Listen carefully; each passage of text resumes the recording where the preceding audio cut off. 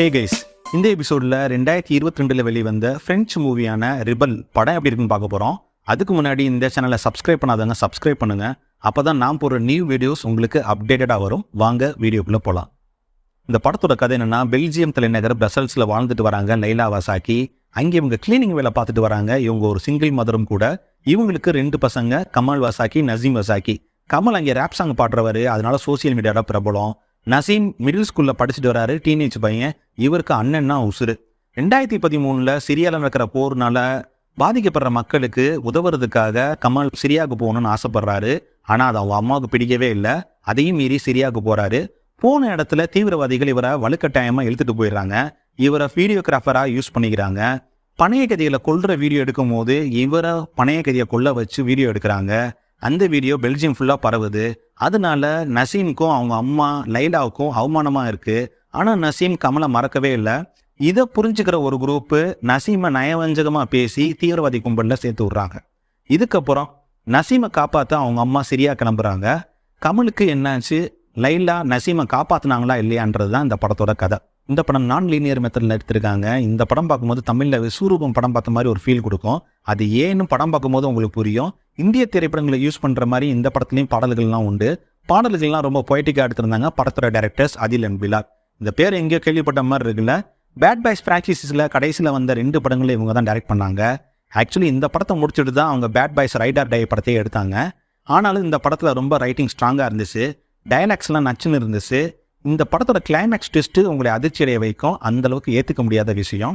இந்த படம் பார்க்கும்போது மனசில் 1000 கேள்விகள் வரும். அதுதான் இந்த படத்தோட வெற்றியே. எப்படி 13 வயசு பசங்களை மேனிப்புலேட் பண்ணி தீவிரவாதத்தில் சேர்க்குறாங்க, ஒரு தப்பான முடிவு எடுக்கிறதுனால எப்படி மொத்த குடும்பமே நிம்மதி இழக்கிறாங்க, போதைப் பொருட்களை விற்கிற தீவிரவாதிகள் ஏன் பெண்களை மட்டும் போகப் பொருளாக யூஸ் பண்ணணும்னு ஏகப்பட்ட கேள்விகளோட இந்த படம் முடியுது. இந்த படத்தோட ஸ்கிரிப்டை படம் எடுக்கிறது ரொம்ப கஷ்டம். அந்த வகையில் மேக்கிங்லேயே சிறப்பாக பண்ணியிருக்கு இந்த டீம். படத்தோட சினிமாட்டோகிராஃபர் ரோபர்ட் ஹேவர்ட் பண்ணியிருக்காரு. அதில் அண்ட் பிலாலோட ஃபேவரட்டான சினிமாட்டோகிராஃபர். இவர் கூட சேர்ந்து 6 படம் பண்ணியிருக்காங்க. பொதுவாக வார் மூவிஸில் ஏஸ்தட்டிக்ஸ்க்கு வேலை இருக்காது. ஏன்னா படத்தில் கொடூரமான காட்சிகள் காட்ட வேண்டியது இருக்கும். ஆனால் இந்த படத்தில் அன்பு, காதல், பாசம் கலந்து இருக்கிறதுனால சினிமாட்டோகிராஃபியும் ஒரு கேரக்டராகவே வாழ்ந்துருக்குன்னு சொல்லலாம். ஆடியன்ஸே நேரில் ஃபீல் பண்ணுற மாதிரி காட்சிப்படுத்தியிருக்காங்க. Super. Music Hans Zimmer பண்ணியிருக்காரு. இந்த படம் மியூசிக்கல் ஆக்ஷன் ட்ராமானால மியூசிக்கும் மேஜர் ரோல் பண்ணியிருக்கு. விஸ்வரூபம் படத்தில் கூட ஒரு சாங்கை தவிர மற்ற சாங்கெல்லாம் மாண்டேஜ் சாங்காக தான் எடுத்திருப்பாங்க. ஆனால் இந்த படத்தில் எல்லா பாடல்களுமே ட்ரீம் சீக்வன்ஸ் தான். முக்கியமாக சாப்டர் வைஸாக இன்ட்ரோ கொடுக்கும்போது அரபிக் சாங்கில் யூஸ் பண்ணியிருப்பாங்க. அது ரொம்ப நல்லா இருந்துச்சு. இந்த படத்தோட பேக்ரவுண்ட் ஸ்கோரும் இந்த படத்துக்கு ப்ளஸ்ன்னு சொல்லலாம். எடிட்டிங் ஃப்ரெட்ரிக் தொரவல் பண்ணியிருக்காரு. படம் 2 hours 8 minutes ஓடுது. இந்த படம் நான் லீனியர் மெத்தடில் எடிட் பண்ணியிருக்காங்க. ஆனாலும் எங்கேயும் புரியாமல் இல்லை. அந்த அளவுக்கு இவரோட கட்டு ரொம்ப நீட்டாகவே இருந்துச்சு. ஆக்டர்ஸோட பெர்ஃபார்மன்ஸ் பார்த்தோம்னா இந்த படத்தில் மெயினாக 4 கேரக்டர்ஸ் தான். லைலா வாசாக்கி கேரக்டரில் லப்னா அசபுல் நடிச்சிருக்காங்க. இன்சென்டிஸ் படத்தில் கூட இவங்க மெயின் ரோல் பண்ணியிருப்பாங்க. ஆனால் இந்த படத்தில் இவங்களுக்கு செகண்ட் ஹாஃபில் தான் இம்பார்ட்டன்ஸ் கொடுத்துருக்காங்க. மகனை எப்படியாவது மீட்டுட்டு போகணும்னு சொல்லிட்டு தவிக்கிற தவிப்பாகட்டும், மூத்த மகனை நினைச்சு வருத்தப்படுறதாகட்டும் பெர்ஃபார்மன்ஸில் பின்னிட்டாங்க. கமல் கேரக்டரில் அபுபக்கர் பென்சாயி நடிச்சிருக்காரு. இவர் உண்மையிலே ரேப்பர்னால படத்தில் வர ரேப் சாங்லாம் இவர் தான் பாடியிருக்காரு. தப்பு பண்ணிட்டோம்னு நினைச்சு ஃபீல் பண்ணுற சீனாகட்டும், மனைவியை விட்டு கொடுக்க முடியாமல் தவிக்கிற தவிப்பாகட்டும், தம்பியும் தப்பான பாதையில் போயிடக்கூடாதுன்னு போராடுறதாகட்டும் பெர்ஃபார்மன்ஸில் பின்னிட்டாரு. முக்கியமாக கிளைமேக்ஸ் காட்சியில் கண்கலங்க வச்சுட்டார். 100 கேரக்டரில் தாரா போட்டு நடிச்சிருக்காங்க. பாதிக்கப்பட்ட பொண்ணா இவங்க கேட்குற ஒவ்வொரு கேள்வியும் சமுதாயத்து மேலே வீசுகிற ஒவ்வொரு சவுக்கடின்னு சொல்லணும். டாக்டருக்கு படிச்சிருந்தாலும் தன்னால் சிகிச்சை அளிக்க முடியலன்னு சொல்லிட்டு வருத்தப்படுற காட்சியாகட்டும், கணவனை பிரிஞ்சு போக முடியாமல் தவிக்கிற காட்சியாகட்டும் நல்லாவே நடிச்சிருந்தாங்க. நசீம் கேரக்டரில் அமீர் நடிச்சிருக்காரு. படத்தோட டைரக்டர் அதிலோட உண்மையான தம்பி தான் இவர். பார்க்கறதுக்கு ஒரு இன்னொசன்னான ஃபேஸு, டீனேஜுக்குரிய கன்ஃபியூஷனான மனநிலையில் அண்ணனை பிரிஞ்ச சோகன்னு சொல்லிட்டு வெரைட்டியாக பெர்ஃபார்ம் பண்ணுறாரு.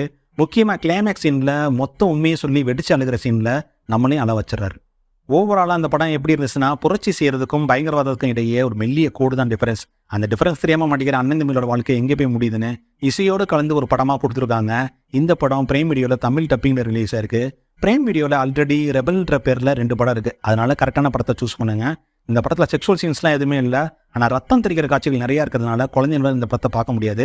இந்த படத்துக்கு ரேட்டிங்லாம் எதுவுமே இல்லை. இது ஒரு கோல்டன் டிக்கெட் மூவி. இந்த வீடியோ பிடிச்சிருந்துச்சுன்னா லைக் பண்ணுங்கள், ஷேர் பண்ணுங்கள். உங்கள் கருத்துக்களை கமெண்ட் செக்ஷனில் பதிவு பண்ணுங்கள்.